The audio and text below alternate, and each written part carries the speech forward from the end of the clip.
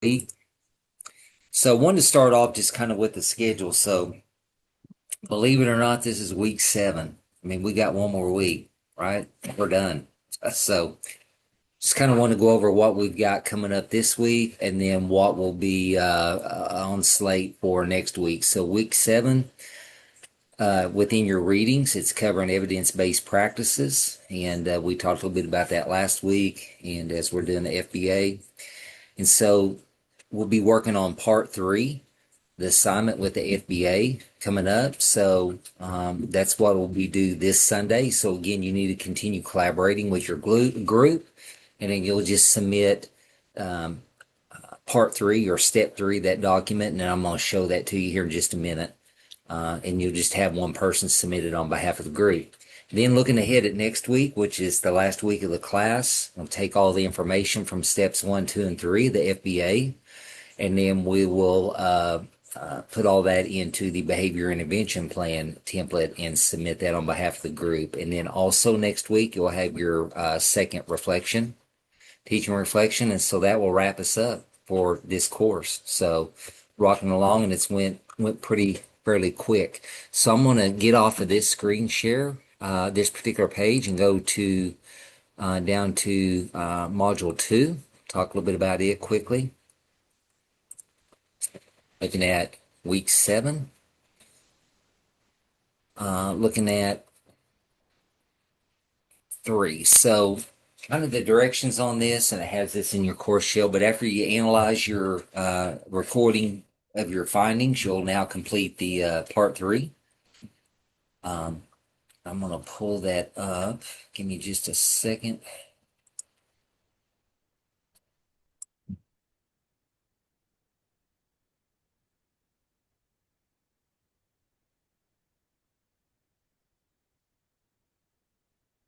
Drag it over. I've got 2 screens here, and it pops up on the other one. Okay, so for this, can you guys see the FBA document? No, let me unshare it and share it because I pulled it over from another screen, so it does that sometimes.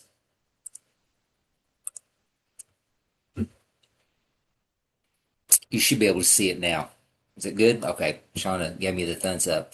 So this is going to be the part 3. So we're going to take a lot of our data and information from steps 1 and 2 and put it into the step 3 document. So you can see you'll go in and complete each of these. So if you'll look, we'll put the case study student's name or initials, pseudonym name, however you want to do it, the kind of the grade level. So the first thing is you're going to go in and list strengths and interests of the student. So you would include what the student would consider as a reinforcement. So you'll simply fill this in just like you've done on your other ones. I would encourage you to download it and as a Word doc, or put it over into a Google Share document. That way you can all contribute to it. The next step or the next section is the operational definition of the target behavior or behavior concern. So this must be something that is observable, measurable, and repeatable. So we want to come up with a label for that, and then also examples that you would include. Okay, so we want to make sure that that target behavior is something that's observable, measurable, and something that is repeatable. The next section is a summary of the ABC data observations. Okay, you may include data graphs on this if you so choose. So you can say minimum of 2 hours of ABC data collected over at least 5 days with a minimum of 8 occurrences. Most of you have got that. You've already submitted that information. So here in this section, you're going to have where, when, with whom the student experiences success. So literally you would just double click in that area and start typing in, keying in your answers right here. Okay, so it's an editable form. Next thing, dealing with the settings, where the target behavior occurs most often. Okay, where's the targeted behavior occurring most often? We'll drop down to the next section talking about your hypothesis or the function of the target behavior. So this is where you want to include your most common antecedents, okay, such targeted behavior and functions of the behavior. And so this is where you would write in your information there for that. Next, we're going to look at a summary of your baseline data results. Okay, looking at 3 to 5 data points. So, for example, baseline data here, this is an example provided. Baseline data was kept from August the 8th through August the 15th, measuring time on task during 60 minutes of whole group instruction. Okay. On average, Johnny was on task 23% of the time. Okay. So again, you guys included that type of information on step one when you were going through on some of your data charts that each of you were taking and completing and observing your student and then compiling that. So that's going to take that information and come up with a summary of the baseline data results. Next, we're going to look at some prevention, changes to the environment, supports, instruction, adult peer interactions. So we want to look at that and determine what changes to the environment, supports, or any of the interactions. Anything that you notice when you're doing your data collection that might have been triggers that we feel like we need to change. Okay. So you can put your start date, your intervention strategies, the results, and the results date that you got those. Next thing is we're going to look at operational definition and instructions to teach a replacement behavior. So it gives some examples here. Replacement behavior will allow the student to meet the function of their behavior in an appropriate way. Remember, we're trying to change behaviors and outcomes. So we're asking you to provide appropriate reinforcement for the replacement behavior and or withhold the consequence that previously reinforced the targeted behavior. Next thing is to finish up on this document, have a couple more items. You would identify the steps to follow when the target behavior occurs. So gives you some suggestions. It says consider including steps to follow when the student is returning to a ready to learn state. Okay, so you would include some information, gives you a prompt when student does, and you would list behavior, staff response. Okay, and some of you guys on the specific forms were able to collect this information as well.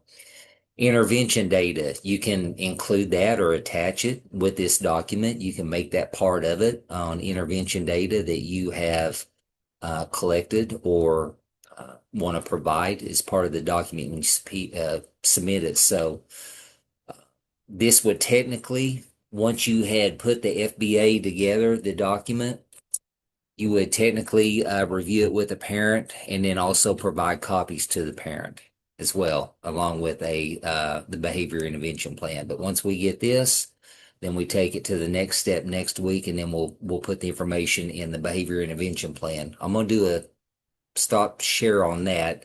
Before I do, does anyone have any questions on this particular form? It's pretty self-explanatory. It gives you your prompts on there, and then you just simply go in and fill it in based on the information we've collected in steps 1 and 2. Okay, does anyone have any questions on this particular form for step 3? So this is one we turn in as a group as well.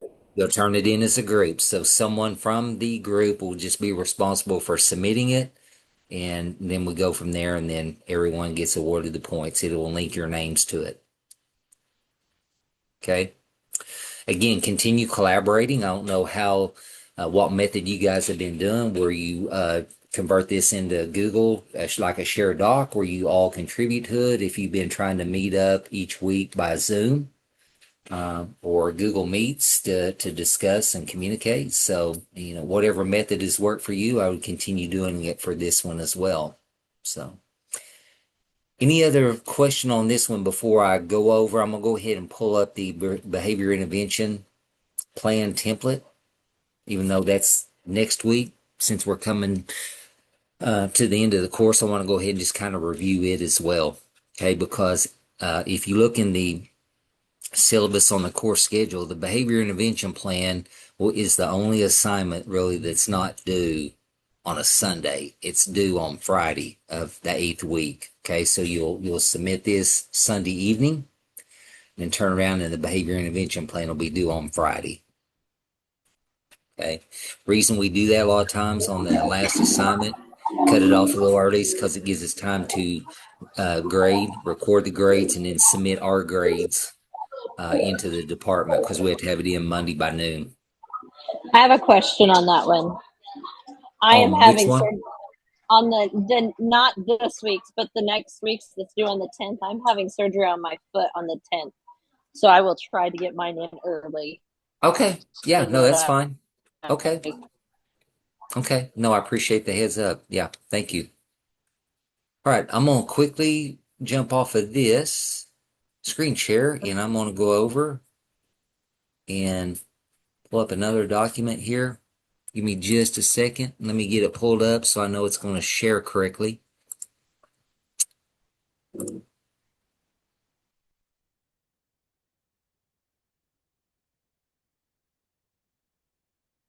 Take just a second to download it. Okay, go back and I'll share it. And I don't know if any of you have looked ahead at this or not, but I just kind of wanted to go over it with you together this evening. Um, so this is the BIP form or behavior intervention plan form. So after we've done steps 1, 2, and 3. You'll have 3 due this Sunday. Then we're going to take everything and compile it into the plan. Um, so we have part 1. It's going to be summary of our findings. Okay, so you're going to list the problem behavior or behaviors, the frequency, the intensity, and the duration. Again, you're taking a lot of that information you've already collected, simply putting it into this form. Operational definition of the target behavior. Okay, write a clear operational description of that target behavior to be addressed in this behavior intervention plan. Okay, so technically that's what we're going to be doing really in step 3. The next part of the plan, we're going to identify the function of the behavior. So we want to write a very clear description of the function that the target behavior is serving for the student. Okay, so we want to write a clear description of the function that the target behavior is serving for the student. So that's part 1. So we're just providing a summary of all of our findings. Part 2 is focusing on the interventions. So we want to provide some information on the setting event strategies. So basically we're asking how can environmental, such as the setting or antecedents trigger, be anticipated or adjusted to minimize or avoid the targeted behavior? Okay, how can that be adjusted to minimize the targeted behavior? So some examples are identifying environmental antecedents to that targeted behavior, and then list possible strategies to minimize and avoid it. Also, the next area we're going to look at instructional interventions. So, what changes to the curriculum or instruction would be helpful, and who would make that happen? So, suggestions here: identifying any curricular or instructional evidence-based strategies or interventions to use that will minimize or avoid the targeted behavior. Okay, so that section, again, we're pretty much still dealing with interventions. The next one is consequential interventions. So, what consequential or positive reinforcement interventions would be useful? So, here, identifying strategies that can be used to reinforce or redirect corrected behavior and minimize or avoid targeted behavior. The last thing under interventions is identifying replacement behaviors. So, what behavior or behaviors will be taught to replace the target behavior? And then, how would it be taught or retaught or reinforced, and by whom? Okay. Part 3, areas of concern. Identify unexpected events or other possible behaviors that may emerge in the process of teaching that replacement behavior. So, identifying what you anticipate might be some possible behaviors that could come up. So, you want to consider how to minimize peers reinforcing that new detrimental behavior and identify any difficult situations that might or should emerge if you veer away from the BIP. Okay. The last section to add on here is monitoring and evaluation. So basically, how are you going to monitor the behaviors? Okay, how will the behavior be assessed and evaluated? So need to consider here what data would be collected, how would it be collected, how often and by whom? Okay. Remember, and I mentioned this last week, once a behavior intervention plan is written, they are more likely high probability subject to change. Okay, because you've narrowed it down, you've implemented it, and then we're seeing maybe the behavior continue or another behavior pop up and emerge from that. So again, it's ongoing and subject to change. Just know it's a process that may have to be repeated 2 to 3 times before you find the correct tools to implement to prevent that behavior from occurring again. All right. Any questions on this form? The last one for week 8, looking ahead. Just trying to make sure one understands it, has a clear picture of how to go about completing this. Like I said, you've already done steps 1 and 2, collecting data and getting information. You'll finalize part 3, which is coming up with the last part of the behavior intervention plan ideas. So does this basically take all the information that we've done from each of those A lot of steps it, and it's put putting it in a it into formalized, here? yeah, it's putting it in a formalized plan. That's right. Yeah. You're taking all the data collection, all the other information, and now you're pulling it, putting it into a formalized, more of a structured plan to implement for the team members to follow. And of course, ongoing monitoring, Erica, to make sure that, hey, the goals and objectives and things, interventions we put in are going to change the negative behavior, or what can we do, if and when it pops up to prevent peers from reinforcing that negative behavior. Okay, so yeah, Okay, thank office. you. So Uh-huh. we each have to turn in one of these. This isn't a group thing, right? No, you will complete this as a group. You just submit one. Oh, okay. This Yeah. last one is a group as well. Yes, this last one is a group. You submit one document on behalf of the group. Okay. Does that answer your question? Yes, sir, it does. Okay. All right. Yep. One submission. Any other questions? This looks like she's about to crash and burn. Looks. The only question that our group had was on the other one.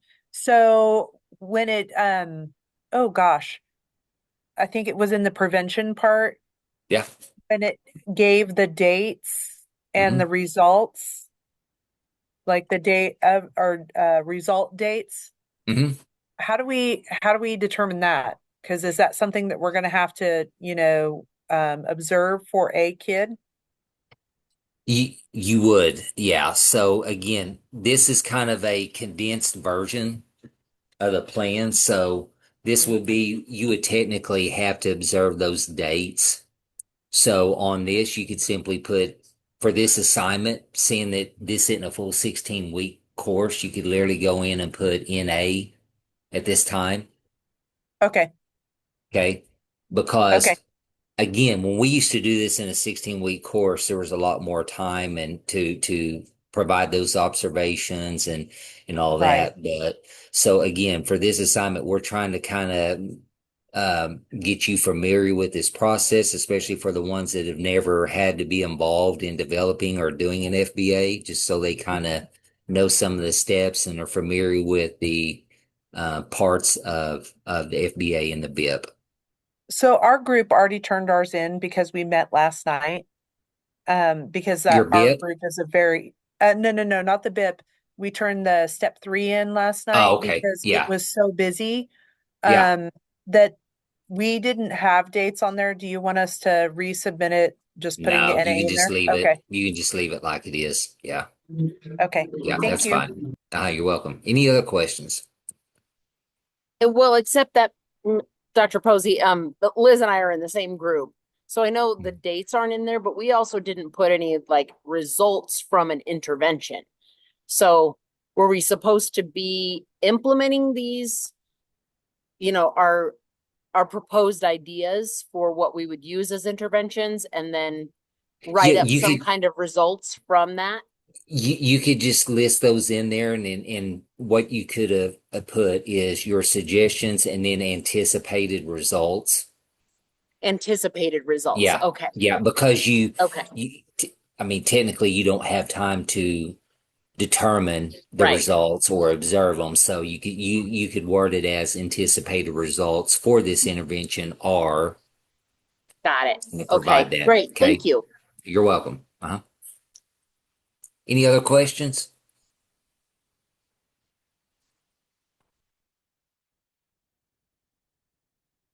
No? Everyone good? Okay. I will be next week. Remember, is the last week. Normally, in a lot of the other classes, even though we have it Zoom, sometimes we don't meet. I will be available at 6 on Wednesday if you guys have questions, if your group does. Um, knowing some groups, I may have all of them submitted. I don't know, but I will be available. It's not anything that's a mandatory deal, but if you have questions and want to get in and get clarification, all that, I will be available at that time. Okay, on Wednesday, even though it's a shorter week and everything's due Friday, I'll So still. is it a schedule? It's not a scheduled meeting though, but if we have questions, It we can get won't be. I online and text listed as them. Zoom. Right. It's not a have to schedule meeting, but I will be available since it is a short week and everything's due that Friday. If you have questions or need clarifications, okay? All right. And if your All right, group thank you. feels good, if your group feels good about it, and or if they've already submitted, there's no really need to hop on. But I will be there if needed. If you guys have questions, okay? Everyone good? All right. Thank you guys. If you have questions between now and Sunday when part three is due, please email. And then as you start working toward the behavior intervention plan, if your group has questions, please email and let me know. Okay. All right. Okay. You guys have a good rest of your evening. Thank you. Thank you. You have a good one. Thank you.